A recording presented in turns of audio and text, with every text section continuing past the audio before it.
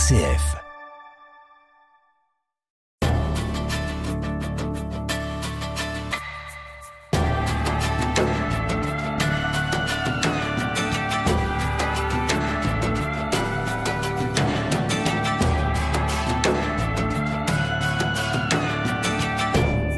Je suis suédoise.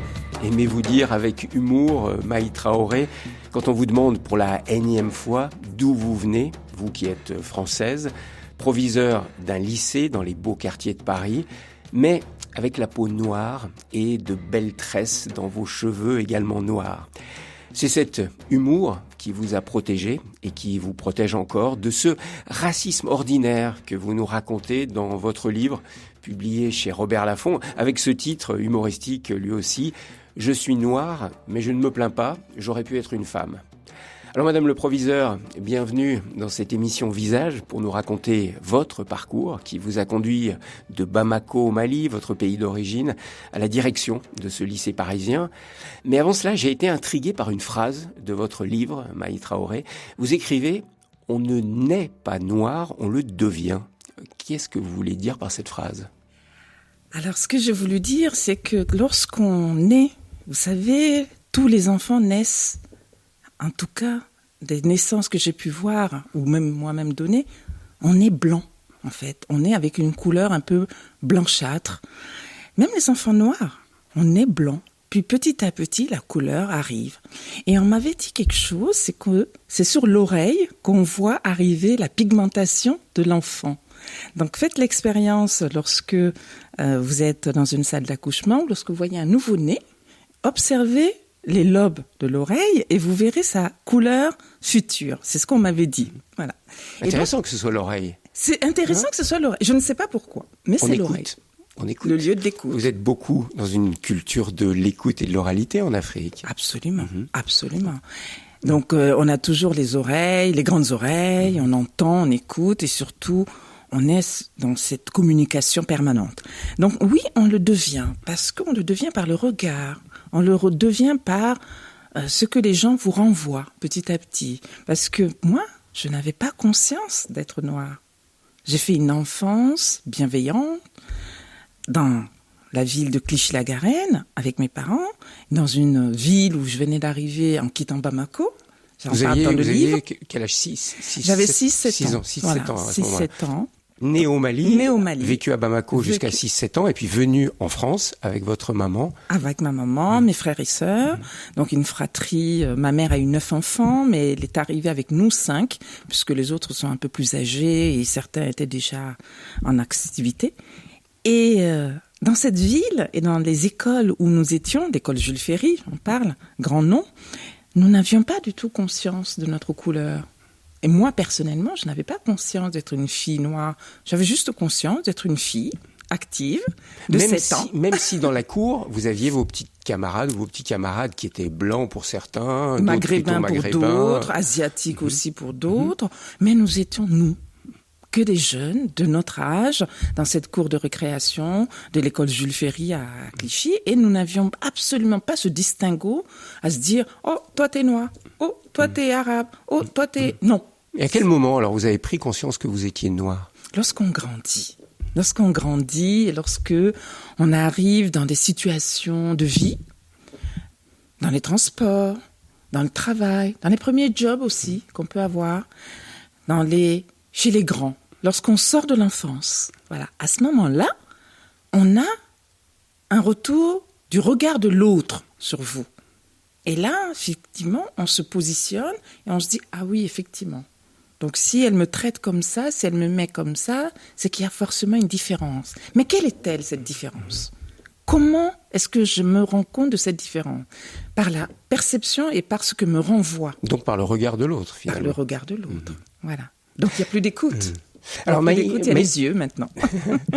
Maï Traoré, vous dites, on me questionne constamment sur mes origines. Et visiblement, cela vous dérange. Alors ça m'a intrigué parce que c'est vrai que je fais souvent cela. C'est-à-dire quand je rencontre une personne noire, même si je sais qu'elle est française, je vais spontanément lui dire « Vous venez d'où ?» Et si elle me dit de Grézieux-la-Varenne ou de Bordeaux, je dis d'accord. Mais Mais encore. Vos origines, oui, Oui. vos origines, vos ancêtres. Oui. Et c'est pas méchant quand je dis ça. C'est vraiment par intérêt pour savoir les origines de la personne. Et vous, ça vous dérange quand on vous dit vous êtes d'où, Maï Traoré ? Non, ce n'est pas ce que je voulais dire. Ce n'est pas du tout dérangeant. Et ces questionnements, c'est de la curiosité saine. C'est de la bonne curiosité. Et je suis la première à toujours demander en face de moi, quand je vois un blond, un brun, un noir ou un asiatique, quelqu'un ou un Indien qui vient, ou un Pakistanais qui vient d'ailleurs, d'essayer de le situer, de le poser. Mais on est dans la curiosité saine. Et on est dans l'échange, dans le partage. Lorsque je dis que, au bout de la énième fois, on est souvent dans ces questionnements dans les sphères autres. C'est-à-dire que dans le quotidien de nos vies, de nos échanges, ça va. Mais lorsqu'on ne vous attend pas à un lieu, c'est ça que je dénonce. C'est-à-dire, on est étonné de vous voir occuper une fonction à laquelle on ne vous attend pas, et on est étonné de vous voir dans un lieu un peu sélect. On ne me pose pas la question quand je suis à la Goutte d'Or. On ne me pose pas la question quand je suis dans les quartiers populaires du nord de Paris. Mais lorsque je me trouve à un moment donné, dans une sphère un peu plus feutrée, moins arc-en-ciel, comme je dis, là, le questionnement vient tout de suite, d'emblée. Et ce type de questionnement, c'est ce que je dénonce, ce ne sont pas des questionnements de curiosité, de curiosité saine, de bienveillante même, pour essayer de et même connaître, bienveillante. comprendre d'où vous Mais venez. c'est un questionnement de méfiance et souvent même de défiance. Comment a-t-elle fait pour arriver là ? Et le d'où tu viens, dans ce cas-là, il devient suspicieux. C'est ça que je dénonce. Mais lorsque ce n'est pas suspicieux... On va donner c'est bien. quelques exemples très clairs. Bien sûr. Quand vous accompagnez votre enfant à l'école et que vous attendez à la sortie, généralement, on va vous prendre pour la nounou. Bien sûr. Pour la nounou.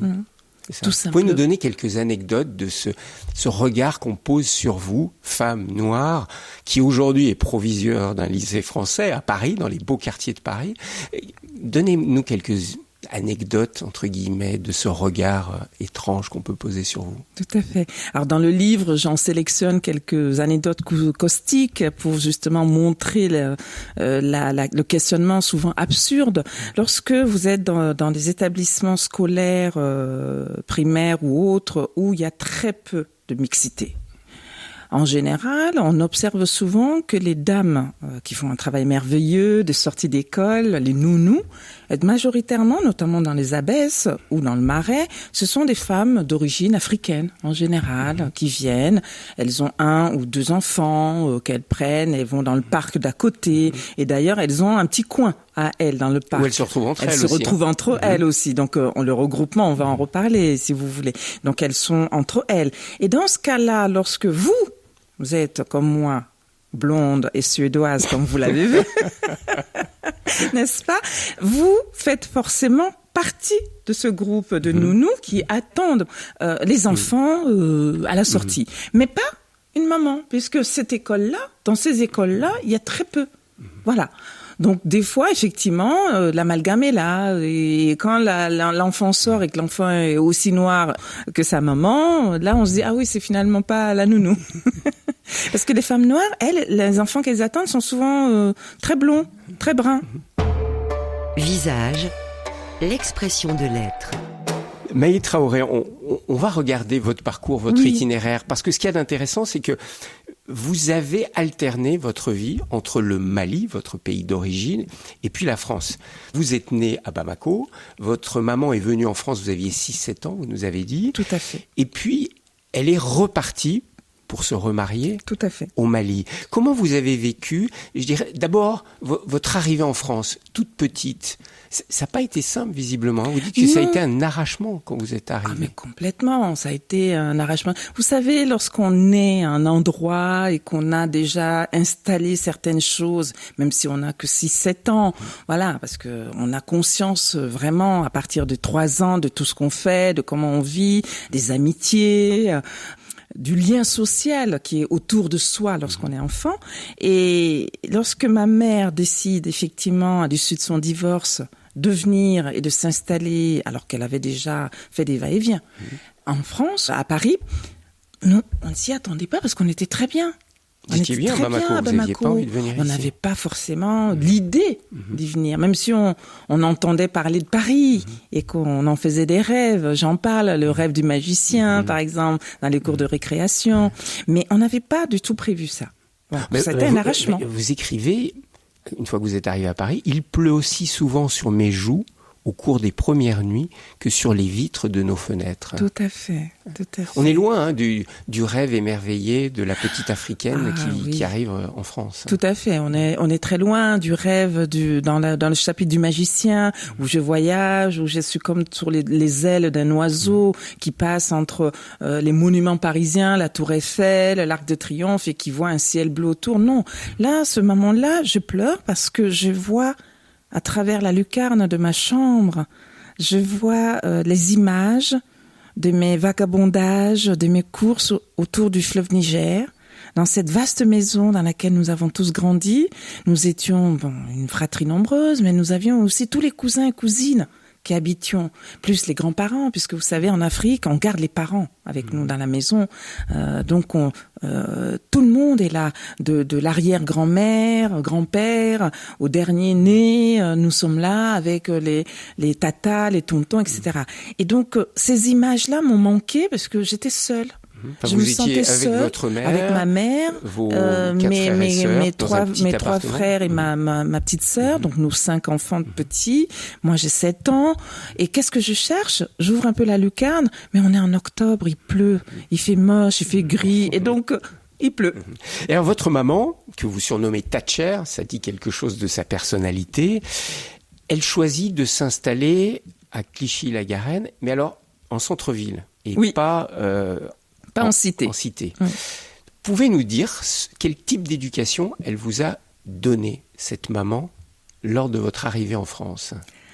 Une éducation stricte, une éducation rigoureuse, une éducation d'exigence, une éducation de toujours aller au bout de ce qu'on entreprend.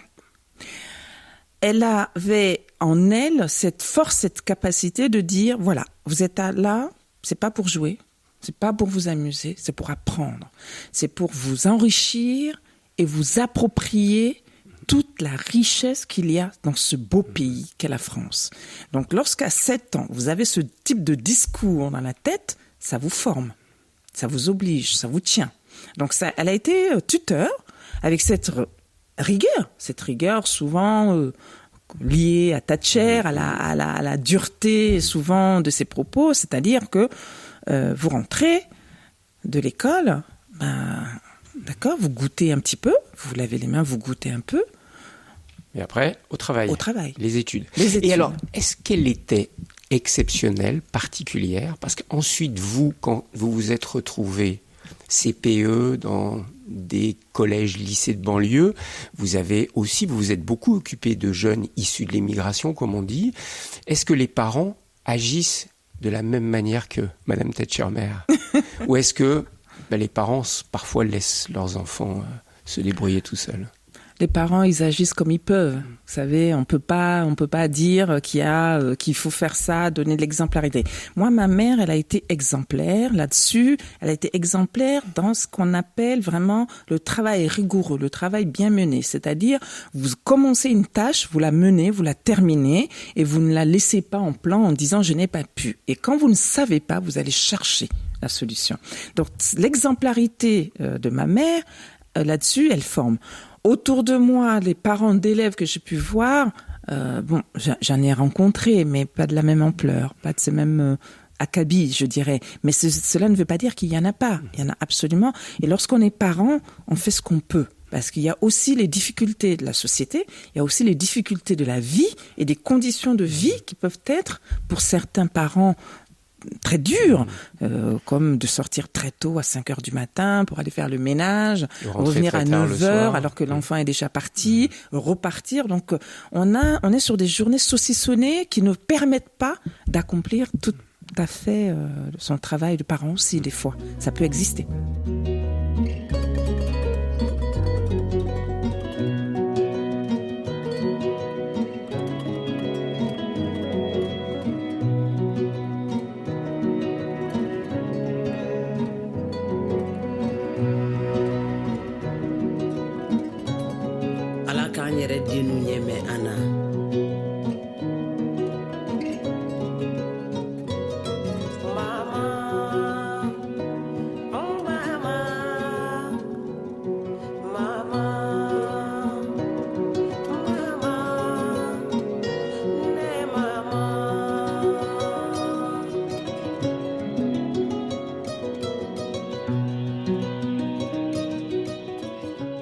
Marie Traoré, vous êtes restée combien de temps en France Entre 4 et 5 ans. 5 ans, la première période. Et en 6e, vous êtes retournée à Tout Bamako.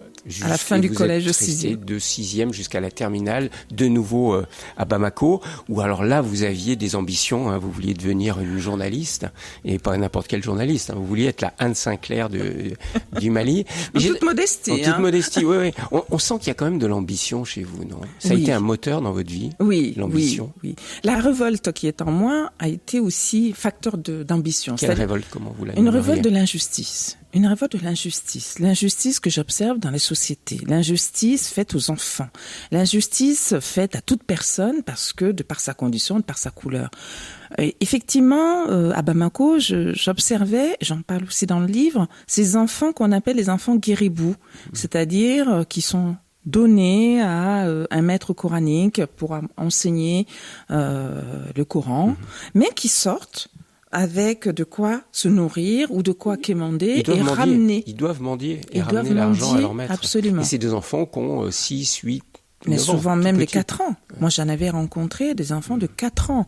Et quand j'ai 16 ans, que je rencontre un enfant de 4 ans, 5, 6 ans, ou même ceux qui avaient mon âge, parce qu'il y en avait aussi qui avaient mon âge, 16 ans, je suis frappée. C'est votre premier reportage. C'est un de mes premiers. Voilà, absolument. Et ça vous révolte? Ah, mais ça me fend le cœur, ça me révolte.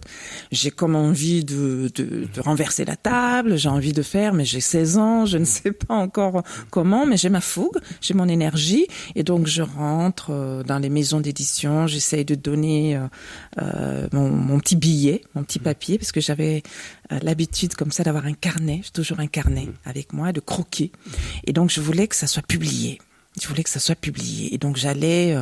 parce qu'à Bamako, à l'époque, on a une presse qui appartient à l'État. Voilà, c'est très contrôlé à ce moment-là. Très contrôlé. Donc bien évidemment, on lit un peu mon papier, on me dit oui, mais on vous répondra. On va pas faire de vagues parce qu'il y a beaucoup d'écoles coraniques au Mali. Tout à fait. Et c'est très répandu. C'est très répandu. Majoritairement, on s'est lié à l'islam aussi, c'est lié effectivement, le Mali est majoritairement un pays musulman, république laïque, mais musulman quand même, hein, ça fait partie de l'ADN. Donc effectivement, voilà, on ne veut pas de vagues, on ne veut pas les fâcher, et moi je ne vois pas ça. Moi je vois la condition de ces enfants. Et ça vous révolte. Oh, ouais. Ça me révolte, mais ça me révolte encore, ça me révolte toujours. Et alors quand, après le bac, oui, vous arrivez en France... C'est une école de journalisme que vous allez faire? Quand j'arrive en France, non, je suis inscrite en faculté de lettres à la Sorbonne, à l'université Paris 4. Votre amour pour la littérature. Absolument, voilà. Amour pour la littérature, à l'opposé de l'ambition qu'avait Thatcher pour moi, qui voulait absolument que je fasse une fac de médecine. Voilà, c'était aussi la raison pour laquelle j'ai fait un bac scientifique, un bac D, ce qu'on appelait le D, avec biologie, beaucoup de cours de sciences et de maths, pour moi qui ne suis absolument pas douée en maths. Et la faculté, l'amour des lettres a fait que de manière évidente, mais instinctive, je ne sais même pas comment, mais j'ai trouvé l'inscription de l'université Paris 4. Et la Sorbonne. Et la Sorbonne. Vous arrivez à la Sorbonne. Alors, j'aimerais, Maï Traoré, que vous nous aidiez à ressentir ce que la jeune Malienne qui arrive à Paris a pu vivre à ce moment-là. Vous arrivez à la Sorbonne. Oui. Qu'est-ce qui se passe en vous? Il y a d'abord un immense moment. Je suis saisie par un immense respect, comme quelque chose d'historique qui se pose sur mes épaules. Je n'arrive pas à l'expliquer, mais là, vous voyez, avec la question que vous me posez, je me revois là. Là, je suis retournée dans cette cour de la Sorbonne.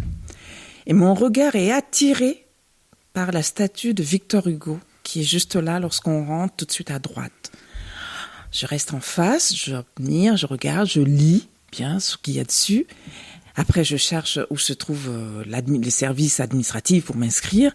Et je redescends pour revoir la cour et m'assurer que je suis bien là. Sorbonne, c'est toute une histoire. C'est tout 68, c'est toute la Révolution, c'est tout ce que j'ai pu voir aussi dans la presse. Mais ce qui est intéressant que vous décrivez dans votre livre, c'est que très rapidement, vous allez là sentir que vous êtes noir. Ah, totalement. Entouré majoritairement, grandement majoritairement, par des blancs. Par des blancs. Et là, vous allez vous regrouper tout de suite avec, vous surnommez les noiraudes. Oui. Racontez-nous ça, ce moment où vous allez instinctivement vous regrouper, Oui. les 4 filles Les 4 noires. filles noires, avec des couleurs un peu déclinantes, puisque... Alors, ce moment, c'est vraiment une recherche de l'œil. On parlait tout à l'heure de l'oreille, mais là, les yeux. On est tous là, on a une promotion, donc on est quand même un certain nombre de jeunes, on est assez nombreux. Mais effectivement, il n'y a qu'une couleur de l'arc-en-ciel qui domine. Et là, mon instinct m'envoie un regard dans l'assemblée pour trouver ce qui pourrait me rassurer, me réconforter, m'amener dans une forme de sécurité. Et là, je les capte. Et pourtant, elles sont d'ici. Elles sont L'une nées en guadeloupéenne, France, une guadeloupéenne, une née en France, mais une capverdienne, alors mais noire. Mais comment vous expliquez ça? Hop, ce besoin de vous regrouper, de vous retrouver. C'est un besoin humain. C'est un besoin humain. C'est un besoin de sécurité, ce que je disais, parce que je vais vers ce qui me ressemble. Je tends à chercher ce qui me ressemble parce que cela me rassure.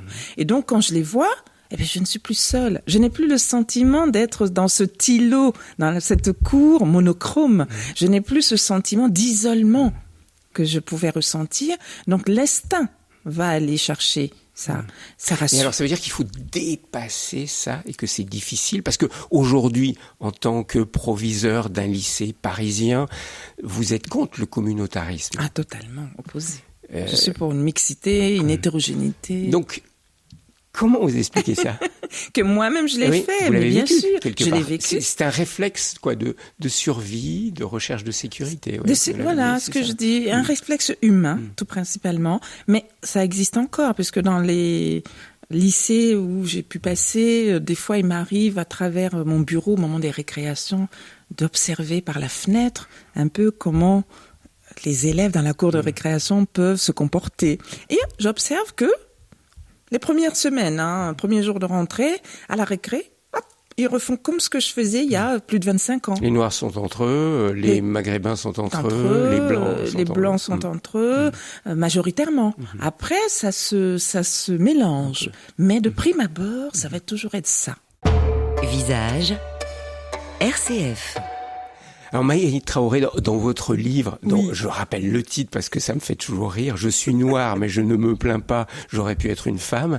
Dans ce livre, vous racontez quelques moments d'exclusion que vous avez vécu. Mais c'est subtil, hein, on n'est pas dans l'exclusion raciste. Et c'est ça que vous montrez, que finalement le racisme, c'est pas forcément dans la vulgarité, ça peut être très subtil. J'aimerais que vous nous racontiez ce jour où vous avez été invité dans une famille assez chic, pour boire du champagne, ce qui s'est passé. Tout à fait, dans des verres en cristal. Voilà. On est jeunes, on est entre jeunes étudiants de la Sorbonne et certains de Sciences Po. Donc on est installé chez une personne qui a donc un grand appartement, un grand salon. Et malheureusement, cette personne ne s'attendait sans doute pas à ce que je sois là, ou en tout cas tolérerait ma présence, mais sans pour aller jusqu'à me servir une coupe. Donc elle passe de coupe en coupe, de personne en personne, elle me zappe. Voilà. Il faut dire que je suis souvent transparente. C'est-à-dire que lorsqu'on est suédoise et blonde, on peut facilement se confondre. Passer inaperçu. Voilà, passer inaperçu, absolument. Non, Et donc elle sert le champagne à chacun, sauf à vous. moi. Et vous aviez quand même la coupe dans la main. Oui. Mais Voilà. pas de champagne, elle vous sert pas de champagne. Elle me sert pas. Elle le fait sciemment. Je le sens, je le vois dans son regard. Voilà. Et après, elle est toute fière de porter un toast. Et puis, je la dévance. Pour justement montrer la chose. C'est moi qui trinque et qui me lève. Voilà. C'est un jeu, c'est un moment théâtral, parce que j'ai beaucoup fait de théâtre, j'aime beaucoup aussi ça. À Bamako, je faisais dans le lycée un peu de théâtre. Et je montrais au public, à l'assemblée, un peu complice aussi, que cette supercherie, elle était visible de tout le monde. Ça vous blesse quand vous vivez des moments comme ça? Parce que vous utilisez l'humour, vous utilisez la théâtralité, mais sincèrement, au fond... Au fond, ça me blesse, bien évidemment. C'est humiliant. Qu'est-ce qu'on se ça dit me à ce blesse. moment-là? On se dit, elle m'a pas considérée, je ne suis pas humaine, je ne suis pas son semblable. M'a-t-elle considérée comme moins que rien? Je n'ai pas ce droit qu'elle autorise aux autres. Mais au lieu de le montrer par cette revendication, par cette colère ou par cette profondeur qui est en moi, blessure profonde qui est en moi, je préfère que elle voit l'humour et qu'elle voit autre chose et qu'elle voit l'absurdité de son action raciste. Ça renvoie chez elle cette douleur que moi j'ai, je lui renvoie. C'est-à-dire que c'est aussi un moyen que j'ai trouvé pour ne pas être victime de ces manquements-là, de ces racismes-là, quotidiens, très diffus, très subtils, qui vous arrivent tout au long de la journée, de la vie. Ça peut arriver. Une fois même, vous racontez dans le livre, vous êtes reçu dans une autre famille, parce que c'est vrai, comme vous avez fait des études supérieures, vous aviez quand même des amis étudiants blancs qui vous intégraient, qui vous aimaient bien, qui n'étaient pas du tout racistes. Non, pas du tout. Et il vous invite, je crois que c'était Aix-en-Provence, non? Tout à fait. Vous êtes reçu chez une dame qui est surprise de vous voir arriver avec son neveu, je crois. Tout à fait. Et puis, elle vous accueille bien, elle est gentille, cette dame. Oh oui. Jusqu'au moment où elle vous sort cette phrase, « Quel dommage que tu sois noire ». Voilà. Je lui plais, mon ton. Vous êtes grande, vous êtes belle, vous lui plaisez. Merci. Voilà. Vous êtes une peule, on sait combien les peules sont grandes et lancées. Vous avez été mannequin, on l'a pas dit, donc vous êtes une belle personne. Et alors, je pense qu'elle devait être un peu sous le charme quelque part, mais elle ne peut pas s'empêcher de vous dire « Quel dommage que tu sois noire ». Tout à fait, absolument. C'était naturel. Hein. Comme elle dit aussi, elle est nature. Donc elle me renvoie aussi à une condition un peu sauvage, de nature, d'être quelqu'un. Alors effectivement, j'ai un moins une spontanéité, j'ai un moins une manière, une facilité aussi. Et je suis un peu volubile, donc j'arrive à lier contact, à faire effectivement une conversation sur ne serait-ce que un livre, un film ou une exposition. Donc là-dessus, tout lui plaît. C'est-à-dire qu'on est... Vous rentrez dans les codes. Hein? Je cache toutes les cases. D'accord. Vous avez appris les codes de la bonne conduite française. Tout à fait. Mais vous êtes noire. Mais je suis noire, paraît-il. Et là, ça lui échappe. Ouais. Ça lui échappe complètement parce qu'elle ne s'en rend pas compte. Et donc là, je la regarde, je dis, tu veux toucher ? Parce que ça ne déteint pas, hein, tu sais. Voilà. Donc on pousse l'absurde jusqu'au bout. Mais vous voyez, ce n'est pas penser à mal. Pour elle, ce n'est pas penser à mal que de dire ça. C'est bien dommage que tu sois noire. Parce qu'elle a vu la couleur. C'est dommage. Mais Maï Traoré, c'est là où c'est intéressant de vous lire, de vous écouter. C'est de découvrir que finalement, il y a un racisme très subtil. Une sorte de goutte à goutte, un peu comme la torture du goutte à goutte. Oui, le supplice. Le supplice du goutte à goutte. Tout à fait. On attachait quelqu'un et on laissait tomber une goutte sur sa tête. Absolument. Et vous, ça fait des années que vous vivez ça. Alors pas tout le temps, hein, il faut pas exagérer. C'est pas un supplice permanent, mais vous l'avez vécu très régulièrement et vous le vivez encore. Oui. Comment faire pour nous aider, et je m'inclus et j'inclus tous les auditeurs qui nous écoutent, qui sont pas des gros racistes bien lourds, hein, mais qui peuvent parfois être maladroits. Comment faire pour pas tomber dans cette espèce de racisme du goutte à goutte? Alors, je veux juste revenir, comme vous avez dit, je n'ai pas rencontré que ça. Parce que si j'avais été dans un supplice, couché sur une table avec l'écartèlement des membres et la goutte qui tombe, je ne serais pas là. Et non, ce n'est pas du tout cela. Et j'ai rencontré plus de personnes bienveillantes et bien intentionnées à mon égard que ces personnes racistes, ou souvent ce racisme qui s'ignore. C'est ce que je dénonce. C'est-à-dire que on pense à bien. Vous savez, souvent cette phrase qu'on dit je suis pas raciste, hein, j'ai une copine qui est noire, ou la meilleure copine de mon fils est noire, etc. Je suis pas raciste. Mais en même temps, on est capable de sortir une énormité, une phrase à l'insu comme ça tout tranquillement, entre deux coupes ou entre poire et fromage et sans se rendre compte. Eh bien, moi, je dis juste que, j'ai pas de solution miracle, mais je dis juste qu'il faut faire attention à ce qu'on appelle les schèmes de pensée, à ce qu'on appelle aussi la reproduction dans les comportements et dans les habitudes. C'est-à-dire qu'on met toutes les personnes, et qu'elles soient noires, blancs, maghrébins, asiatiques, etc., dans des cases. Et dans ces cases-là, on n'en sort pas. C'est-à-dire qu'on va penser de ça de personnes noires, donc on va partir avec énormément de schèmes de pensée, de ce que j'appelle des préjugés.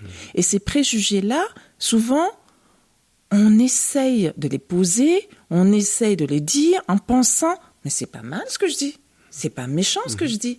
Mais l'autre en face, comment est-ce qu'il le prend? Comment est-ce qu'il le reçoit? S'il a une capacité de le transformer en rire, de le transformer, de le dédramatiser, ça va. Mais s'il n'a pas cette faculté de transformer cela, ça blesse et ça lui met des cicatrices dramatiques souvent qui fait que lui va donc se refermer, se mettre dans un carcan et aller chercher ce qu'on disait tout à l'heure, cette sécurité communautaire avec des pairs de la même couleur et de la même manière de voir les choses, de la société. Et dans ce cas-là, on fait des îlots, on fait des clans. Et ça, c'est très dangereux pour une société humaniste que doit être la France.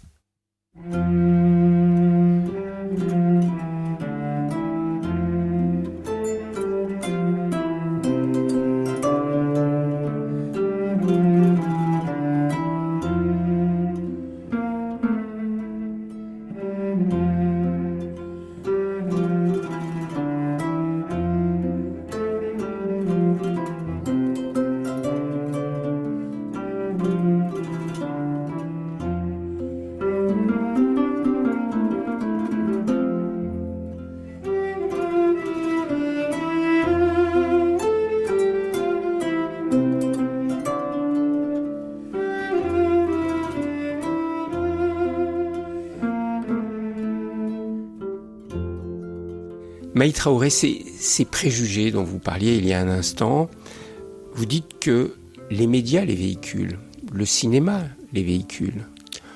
Au cinéma, généralement, quand on voit un noir ou une noire, c'est une bonne maman qui va s'occuper du ménage. Par exemple. Ça va être un vigile, quelquefois un flic, ou quelquefois Omar Sy est arrivé par là, donc il a quand même changé un peu les choses, mais on va rarement présenter un chercheur, un scientifique, un mathématicien, un grand écrivain, un grand penseur noir. Médecin. Et il y en a. Et il y en a beaucoup. Complètement. Beaucoup. Mais on ne les présente pas assez. Mais vous dites aussi que nous, journalistes, on est aussi coupables de ça quand on parle de l'Afrique. Ça, j'ai trouvé ce passage intéressant. Vous dites, soit on présente les enfants mourant de faim avec un gros ventre, soit on présente les dictateurs, potentats, corrompus. Et on présente uniquement l'Afrique comme ça. Vous aimeriez qu'on présente l'Afrique comment ? Ce que vous dites là est un fait. Quand on remonte dans les reportages, en tout cas de l'époque, moi j'avais mon intérêt pour la télévision que je regardais, je ne voyais absolument que ces deux images, ces deux spectres qui se positionnaient. Vous, comme proviseur d'un lycée parisien, vous n'avez plus le temps de regarder la télé maintenant, c'est Je ça? lis beaucoup plus que la télé, mais j'ai toujours beaucoup plus. Mais de manière plus effectivement, pour répondre à votre question, comment présenter l'Afrique? Mais entre les deux, il y a tellement de choses, il y a tellement de richesses, mais pas qu'en Afrique, partout dans le monde. Quand je dis que les médias se rendent complices de ça, on cherche souvent du sensationnel. Sortons de ça. Lorsque on va interviewer au moment de la pandémie, j'ai été frappée d'ailleurs, et j'en parle, que sur les plateaux, il n'y a pas de médecins noirs qui puissent venir témoigner de ce que pourrait être la pandémie. Est-on vraiment sûr que sur la France entière, on n'a pas un médecin spécialiste capable de nous parler de cette terrible pandémie qui est Covid-19 ? Moi, je pense que si, mais on n'en a absolument pas vu trace sur aucun des plateaux. C'est ça aussi que je dénonce. C'est-à-dire qu'il faut que la télévision, que les médias soient un tout petit peu, et ce n'est pas cher trop demandé, représentatifs de ce que peut être cette richesse de l'Hexagone, de la France. Et il y en a. Donc, ce serait bien, effectivement, de faire cet effort journalistique, d'investigation, que d'aller les chercher et de leur donner peut-être la question. Peut-être qu'ils veulent pas aussi intervenir, mais d'aller les chercher. Lorsqu'on fait pas cet effort-là, je me dis qu'à un moment donné, on reste dans un entre-soi qu'il faut absolument enlever, puisque les jeunes qui regardent, filles et garçons, se projettent aussi en voyant l'exemplarité que pourrait être la télé ou les personnes, en tout cas, qui prennent la parole publiquement. Alors là, vous me parlez de personnes noires vivant en France, mais j'aimerais qu'on parle aussi du regard sur l'Afrique.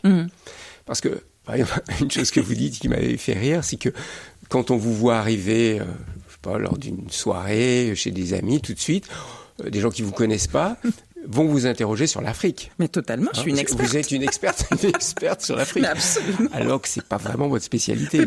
Mais parce que vous êtes noire, on va vous demander experte de l'Afrique ou experte des arts africains. Tout à fait. Aussi. Ouais. Je suis plus experte en suédoise. Ça, vous y tenez. J'y tiens. Ouais. Je suis plus experte dans la littérature de Zola, de Balzac, de Voltaire, qu'effectivement sur l'Afrique, ou du dernier coup d'État qui a eu lieu dans le pays voisin. Au Mali, ou dans votre pays. Ou au Mali, ou même dans le pays voisin, parce que vous savez, l'Afrique est une entité. En Guinée, ça, récemment, malheureusement. On a aussi une vision qui semble unifier l'Afrique, alors que l'Afrique est complètement diverse. Mais totalement.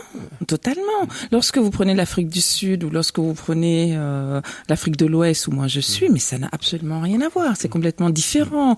Les cultures, toute la partie de l'Afrique centrale, l'Afrique de l'Est, c'est absolument pas pareil. C'est un continent d'une richesse absolue, d'une diversité absolue. Pour quiconque qui a pu voyager entre un pays ou un autre de l'Afrique, alors effectivement, il y a quelque chose en filigrane qui se tient, notamment sur l'Afrique de l'Ouest, qui est une culture mandingue, qui remonte depuis Soundiata Keïta, et qui fait effectivement le sillon entre la Côte d'Ivoire, la Guinée, le Mali, le Burkina, qui est l'anciennement la Haute-Volta. Mais lorsque vous quittez cette culture mandingue, qui est très riche et très belle, et que vous allez vers d'autres cultures, notamment vers le Congo, la République démocratique. Du Congo, et alors justement, on parle du Congo. Il y a un racisme entre Noirs que j'ai découvert en allant faire des reportages sur le terrain. Des Africains de l'Ouest méprisent les gens de la brousse, comme ils disent, qui sont les Noirs du Congo. Comment vous recevez ça, vous, cette forme de racisme? Parce qu'on parle du racisme entre Blancs et Noirs, mais comment vous percevez ce racisme qui existe très concrètement entre Noirs? Tout à fait. C'est un vrai problème, c'est un vrai fléau, mais qui est très ancestral, qui fait partie aussi des coutumes et des manières de vivre en Afrique. Il y a encore des castes en Afrique. Il y a ces histoires de castes. Et on est, par rapport à son nom ou par rapport à sa position sociale, dans une caste, et vous avez encore cette stratification qui est très prégnante, qui existe. Alors, je ne suis pas très spécialiste là-dessus, mais par contre, effectivement, c'est très vrai que dénoncer, et on est fort à l'aise en France que de dénoncer le racisme blanc vers les personnes dites noires, mais le racisme entre noirs, c'est quelque chose de terrible. Et il se transpose dans nos cours de récréation. Là, je m'adresse au proviseur que vous êtes. Est-ce que des jeunes vont être racistes parce que l'un vient du Mali et l'autre vient du Rwanda ou vient du Zaïre? Non, je n'ai pas observé cela. Donc, je peux pas dire ça. Je n'ai pas vu ça. Après, que dans les cours de récréation, comme on a pu connaître, nous, qu'il y ait des moqueries, des petites choses autres, mais pas ce qu'on pourrait appeler du racisme de ce même ordre-là qu'on pourrait voir. Pas chez les mamans non plus ou les papas? Non plus, j'ai pas vu non plus. Non, j'ai pas encore eu à rencontrer cela. Maï Traoré, dans votre livre, vous nous donnez à entendre la voix de notre ancien président de la République, Nicolas Sarkozy. Je vais lire cet extrait du discours qu'il avait prononcé le 26 juillet 2007, quelques semaines après son accession à l'Élysée. C'est son premier discours prononcé en Afrique, à Dakar, au Sénégal. Et Nicolas Sarkozy dit ceci: « Le drame de l'Afrique, c'est que l'homme africain n'est pas assez entré dans l'histoire. Jamais il ne s'élance vers l'avenir. Dans cet univers où la nature commande tout, l'homme reste immobile au milieu d'un ordre immuable où tout est écrit d'avance. Il n'y a de place ni pour l'aventure humaine, ni pour l'idée de progrès. Comment vous, Française d'origine malienne, proviseur d'un lycée parisien, avez-vous reçu ce discours ? Comme je le dis, avec violence. Et je pense que je ne suis pas seule. Et je pense qu'on a été des milliers de personnes à recevoir cette phrase, ce discours, ces mots, avec une violence, avec une force qui vous glace, qui vous interroge. Lorsque le premier stade de la stupéfaction est passé, on réfléchit. L'homme africain n'est pas assez rentré dans l'histoire. Jamais il ne s'élance vers l'avenir. Voilà. Moi, j'ai lu ça, j'ai été effaré. J'avoue C'est que terrible. je n'avais pas entendu. Je me suis dit, mais quelle condescendance, voire quelle forme de mépris. De mépris. Mais totalement, mépris, comme oui. si vous n'aviez pas d'histoire, si Oui. vous ne bougiez pas, en fait, pour vous en sortir. Oui. Voilà. C'est terrible. Alors, le discours, il est reproduit comme tel. Hein. Je l'ai pris, voilà. Alors mais à vous- l'époque, je l'ai entendu, en fait. Je l'ai entendu, je ne sais plus, je crois que c'était à la radio ou à la télé, j'ai entendu. Et j'avoue que je me souviens de ce que je faisais et j'étais là. Je suis restée à un moment donné stratifiée. Puis j'ai dit, ah oui, quand même. Donc c'est violent, c'est violent. Et c'est pour ça que j'ai voulu le remettre dans le livre, parce que je pense que cette phrase fait qu'on réagit, qu'on réfléchit et qu'on s'interroge sur ce qu'est l'Afrique. Donc dire que l'homme africain, de qui parle-t-il ? Alors quand il dit homme, je dis je suis peut-être une femme, donc je ne suis pas concernée. C'est voter en touche. Mais non, je ne vote pas en touche, parce que pour le coup, cette phrase-là, elle est dramatique et ça fait beaucoup de dégâts. Prononcée dans l'amphithéâtre de Dakar avec des étudiants présents. Étudiants qui sont des jeunes, futurs cadres, donc représentants, dirigeants de cette Afrique, de ce pays, qui doivent peut-être s'interroger, se dire, alors ce coup de fouet de l'ancien pays colonisateur, comment ? Est-ce qu'on revient avant ? C'est-à-dire la France-Afrique, est-on en train de recevoir une leçon ? Comment est-ce que moi j'aurais réagi si j'étais dans cet amphi ? Je ne sais pas. Mais j'avoue que derrière mon poste, ça m'a beaucoup saisi. Alors, on dit que c'est Henri Guénaud qui aurait écrit ce texte, Oui. qui était le nègre, comme on dit. Voilà, le nègre du le président. nègre blanc. Le nègre blanc. Ouais. Ça aussi, cette expression, le nègre, quand on parle de quelqu'un qui écrit un livre pour un autre. Oui. Comment vous recevez ça, un nègre ? Oh, à l'époque, vous savez, Aimé Césaire, que j'aime beaucoup, a fait un livre où il s'est dit « je suis nègre ». Voilà. Et puis, vous avez tout ce courant littéraire, très politique, qu'avait Léopold Sédar Senghor et la négritude. La négritude, la fierté de la négritude. Donc, c'est pas une insulte là, d'être nègre. Voilà. Mais bon, là, en l'occurrence, c'est un nègre blanc. Un nègre blanc. C'est un nègre. Et M. Sarkozy a sans doute été victime de son nègre. Alors, revenons là-dessus et parlons justement de cette relation compliquée Oui. que l'on a entre les Africains et la France, tous ces rapports complexes, ces rapports de France-Afrique. Or, vous n'êtes pas une géopoliticienne, je ne vais pas vous interroger là-dessus, mais en tant que femme, pleinement française, et en même temps Totalement. Malienne, Totalement. comment on peut faire bouger les choses sur, d'abord sur ces restes du colonialisme. On a vécu cette période coloniale qui a été une période douloureuse, avec des côtés qui ont permis des rencontres, qui ont permis l'éducation pour aussi beaucoup d'Africains, et puis des côtés terribles, violents, dramatiques, insupportables. Comment, vous, aujourd'hui, femme, noire, africaine, française, vivez-vous cette histoire et relisez-vous cette histoire ? Alors, avec plusieurs lunettes et à plusieurs étapes de ma vie et de l'avancée en âge et des lectures que j'ai pu faire. Il y a le musée de l'immigration. Moi, je pense que les historiens les historiens de France, qui sont d'éminents historiens.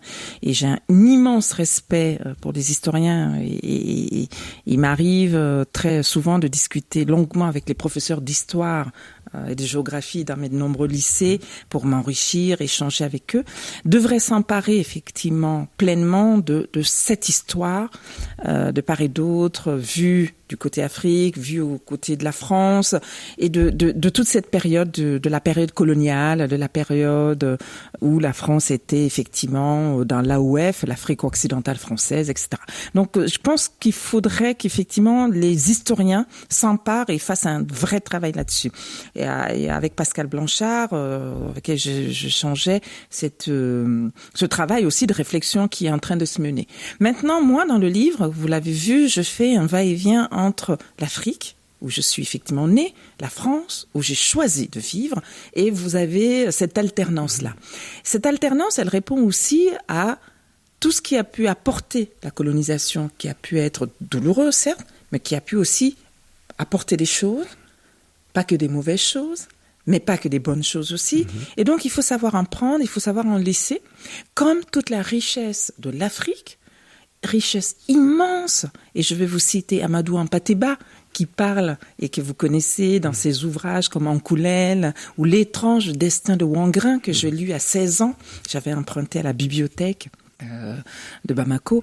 L'étrange destin de Wangrin qui pose le regard justement du colonisateur avec l'Africain qui est le commis administratif et qui va par un peu de malice, un petit peu d'ingéniosité dévoyer, détourner. Est-ce qu'il faut déboulonner les statuts de Colbert et autres à cause de cette histoire-là? Comment vous vous situez par rapport à ça? Vous savez Alors, c'est un grand débat. Je me suis dit très clairement, et j'en parle dans le livre, je voudrais juste qu'on fasse de la pédagogie. Déboulonner, ça n'a aucun sens. Moi, je n'oublie pas. Vous n'oubliez pas. Qu'est-ce que ça veut dire déboulonner? On déboulonne pour mettre où? Qu'est-ce qu'on en fait? Dans un musée où personne n'irait voir? Où les gens iraient voir s'ils ont envie? Mais lorsque on prend un lycée qui porte le nom de Colbert, instigateur du Code noir, est-ce qu'il n'est pas plus intéressant, éminemment plus intéressant et plus pédagogique d'apprendre à tous les élèves de ce lycée Colbert, qui était Colbert, et surtout, qu'est-ce que le Code noir?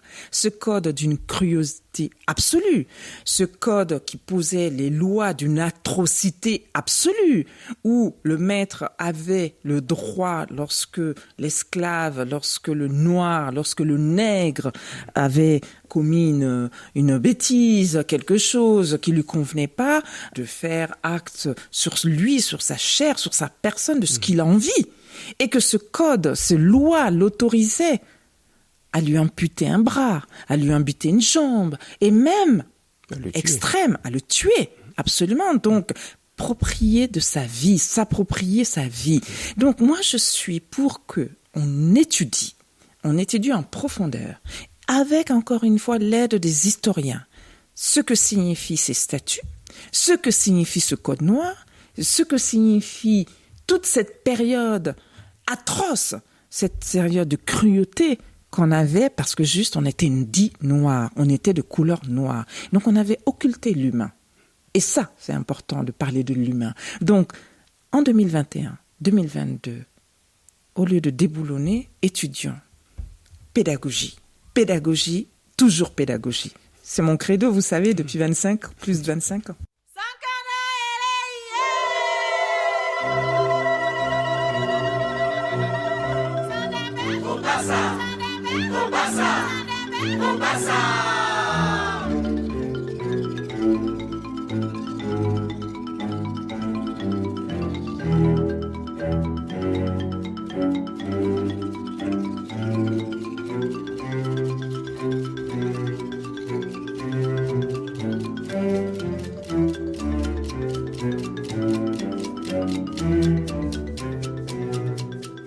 Maï Traoré, vous dites que vous avez écrit ce livre, « Je suis noir mais je ne me plains pas, j'aurais pu être une femme », particulièrement pour les jeunes filles noires en France. Tout à fait. En quoi est-ce particulier difficile d'être une jeune fille noire en France aujourd'hui? Ah, à plus d'un titre, vous savez, à plus d'un titre. Parce que on a les deux facteurs, fille et noire. Triple facteur, la jeunesse, où tout se construit, où tout se prend. Vous savez, moi, j'ai toujours dit, et c'est depuis que j'ai 16 ans, que les enfants, ce sont des éponges. Ce sont des personnes qui prennent ce que la société leur donne, s'en approprient, souvent laissent, mais vont reproduire cela. Alors, les jeunes filles, c'est une analyse qui m'est venue petit à petit, puisque j'ai toujours eu envie d'ouvrir une école à Bamako pour les jeunes filles. Filles, parce que c'est celles qui transmettent la vie. Filles, c'est celles qui éduquent leurs enfants. Et filles, c'est celles qui vont perpétuer dans les esprits, dans les consciences et dans la manière qu'elles vont avoir de transmettre. Est-ce qu'elles vont reproduire le patriarcat ?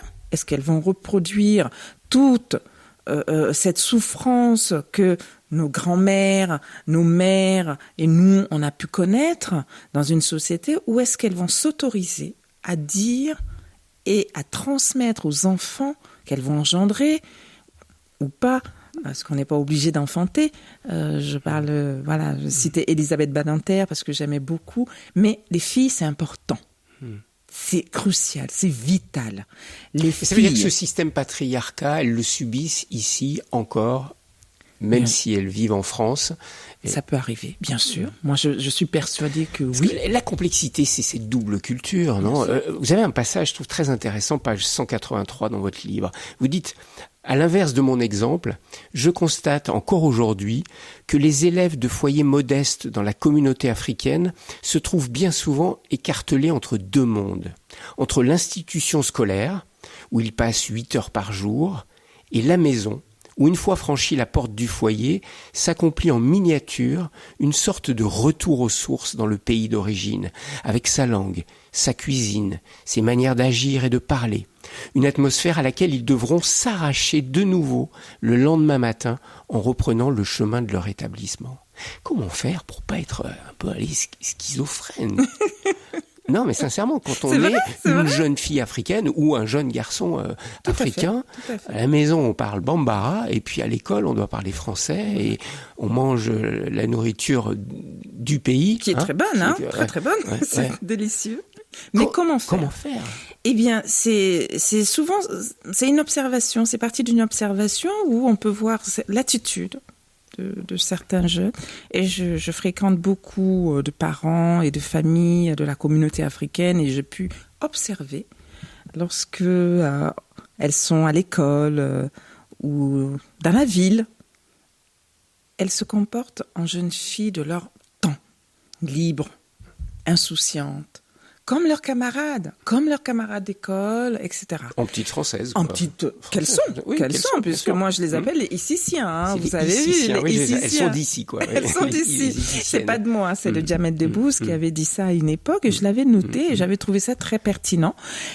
Et lorsque, à un moment donné, elles rentrent à la maison, il y a comme un code de la société qui se pose, c'est-à-dire qu'à un moment donné, alors c'est pas généralisant ce que je suis en train de vous dire, ce n'est pas toutes les jeunes filles, mais je veux pas faire généralité, il faut absolument pas que j'en fasse, je veux pas en faire, mais elles sont souvent tendance à dire, on souhaite que je sois ceci, on souhaite que je sois cela, donc oui, je vais me conformer à ça. Alors des fois, il peut y avoir des tensions, des révulsions, et d'ailleurs, il faut que pendant l'adolescence, il y a des révoltes, donc pour justement se confronter. Mais il peut arriver effectivement que certains parents attendent que faut pas faire de vagues, faut pas faire de bruit, il faut pas trop s'exprimer, il faut rester dans le moule dans lequel nous souhaitons que tu sois. Donc ça va. Mais comment on peut faire pour en sortir de ça ? Ça veut dire que c'est quoi ? Il va falloir attendre plusieurs générations ? Mais non, il est temps, il est urgent. Il est urgent d'en sortir, parce qu'autrement, on ne fera que reproduire encore et encore cette manière qu'attendent les autres. Moi, ça veut dire qu'il faut se couper d'une de ces branches, alors ? Absolument pas. il faut avancer avec ces branches, avec les deux branches. Donc, ça va être la double culture. Donc, la cuisine. Vous savez, je vois maintenant beaucoup de visions de cuisine malienne révisitées dans la cuisine africaine, française, gastronomie française d'ailleurs. Mais c'est pas ça. Il faut avancer avec ce qu'on a. Il faut avancer avec tout ce qu'on a. Moi, ce que je dis, c'est autorisez-vous à prendre. Mais apprendre cette richesse d'Afrique, mais cette richesse aussi de l'Hexagone, de la France, ce merveilleux pays quand même qui fait partie d'un continent. Mais est-ce que le risque, c'est de ne plus être, pour vous, ni malienne, ni française? Vous dites, je suis malienne et française. Quand vous êtes en Afrique, quand vous rentrez au Mali, on vous dit que vous êtes une bounty. Hein, oui. Blanche à l'intérieur c'est le chocolat. Oui, c'est le chocolat bounty et marron autour. Comment vous le vivez, ça? C'est l'enrobage.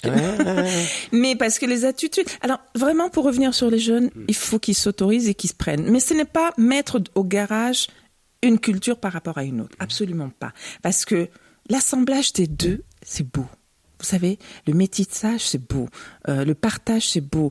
Et double, triple culture. Ou aussi le genre. Parce que, vous voyez, quand j'interroge, j'aurais pu être une femme, on est aussi sur les jeunes...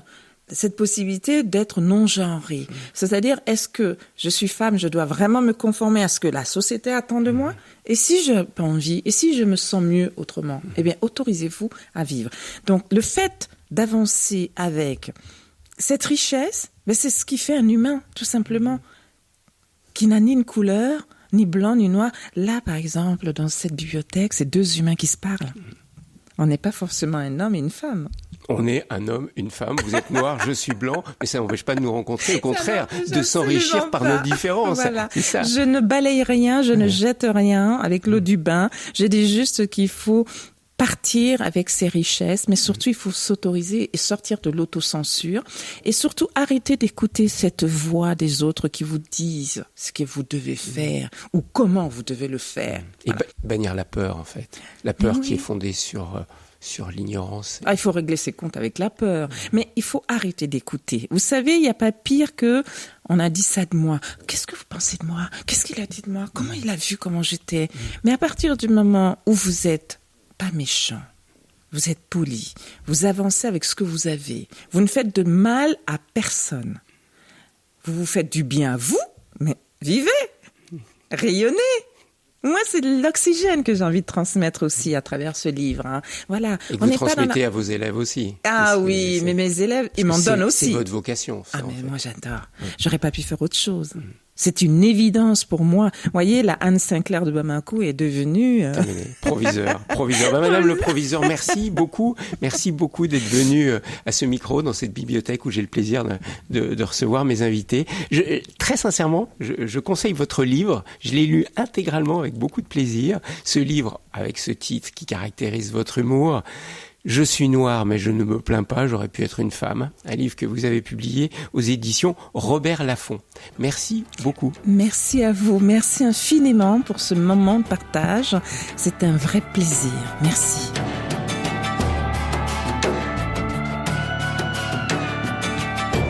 Visage, une émission proposée par Thierry Lyonnais, réalisation technique Philippe Faure.